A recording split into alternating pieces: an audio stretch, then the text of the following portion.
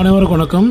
நம்ம வச்சுக்கிறக்கூடிய கால்நடைகள் பசு மாடாக இருக்கட்டும், ஜல்லிக்கட்டு காளையாக இருக்கட்டும், வண்டி மாடாக இருக்கட்டும், இந்த முட்டி தேய்மானத்தினால நிறைய மாடுகளுக்கு இந்த மாதிரி முட்டியில் வீக்கம் ஏற்படும். இதுக்கு காரணம் பார்த்திங்கன்னா, நம்ம வச்சுருக்கிற அந்த தரை கட்டுத்தரையை நிறைய பேர் இந்த பட்டியல் போட்டு அதில் நிப்பாட்டியிருப்பீங்க.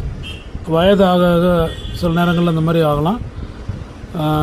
முட்டி அந்த பகுதி தேய்மானமானாலும் இப்படி ஆகும். ஸோ தயவுசெய்து இந்த மாதிரி வீக்கம் ஏற்பட்ட உடனே கால்நடை மருத்துவரை தொடர்பு கொண்டு உரிய சிகிச்சை ஆரம்பிங்க. இப்படியே விட்டுட்டிங்கன்னா நாளுக்கு நாள் அந்த வீக்கம் பெரிதாகி மாடு முட்டி நீட்டி மடக்க முடியாமல் போயிடும், வலி ஏற்படும்.